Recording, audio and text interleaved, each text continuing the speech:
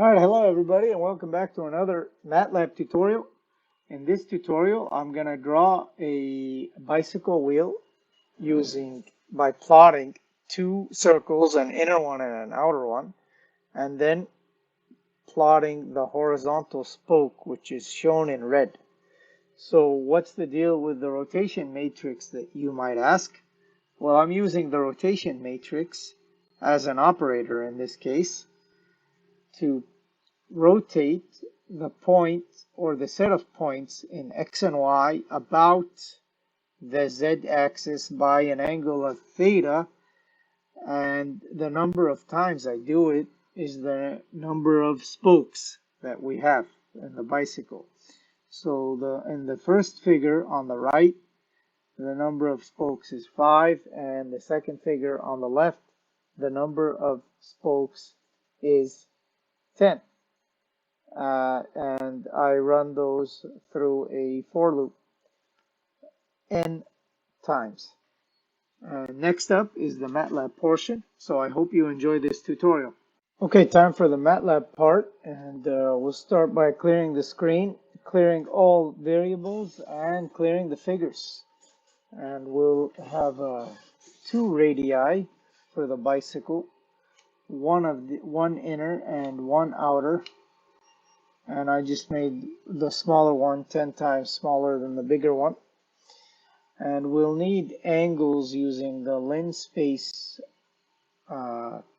function of Matlab, which will go from 0 to 2 pi and breaking up into 20 increments. And now to get the x values of that, we just need the cosine of the angles times r inner, and the y will be the r inner times the sine of the angles, and that will plot you a circle if you just plot x and y. So we'll use a plot command here of x and y, and we'll choose a blue color and a line width of 2.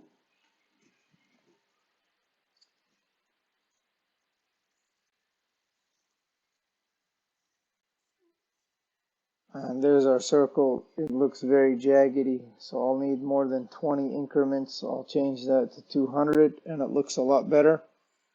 Now since it's oval shaped, I'm going to make the axes equal and turn on the grid and add a hold on command so I can plot the bigger circle too.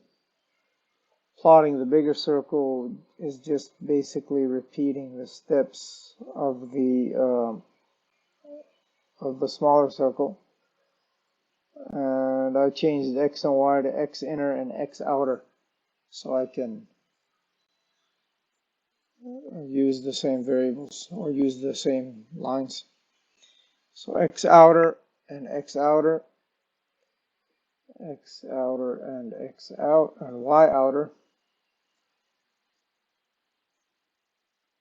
and we'll run that code to get the small and large circles plotted. Next, we're going to plot the horizontal spoke of the bicycle, and that's just defined by 2 points. X value of those 2 points is going to be from the r inner to the r outer, and the y value of those 2 points is just going to be 0 since it's horizontal. And then we'll use the rotation matrix, as you'll see here in a bit, to get the rest of the spokes. First, let's plot that horizontal spoke using the plot command again. We'll plot it in red. Again, we'll use a line width of 2. And there's your first horizontal red spoke. Now I'm going to choose a number of spokes. I just randomly selected 5, but any number will work. And now we need a for loop because we're going to draw the spokes 5 times. So theta is going to be the angle that I'm going to use in my rotation matrix. So it's going to be 2 pi times little n over big N. And the rotation matrix is something you already know. It's the cos theta sine theta and negative sine theta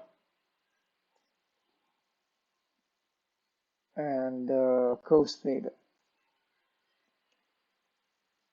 And the rotation matrix, you have to use a for loop because I'm going to multiply each value of x.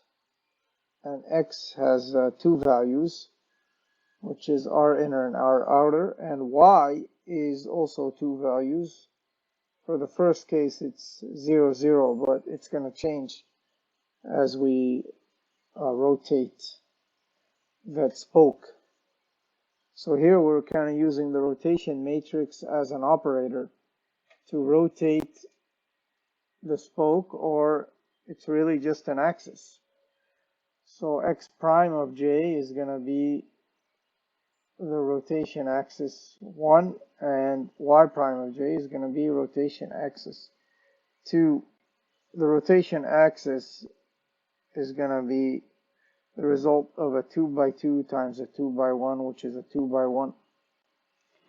And now we're going to plot xp, yp in yellow color, again with a line width of 2 just to distinguish it from the rest of the plots, which are blue and red so far. Okay, some mistake. Okay, n is not defined. Okay, I used n there. It should be number of spokes. Okay, the last spoke got, yeah, now it's yellow color to get all of them. So I didn't need to go through all of the loop, just one less than spokes. And that is it.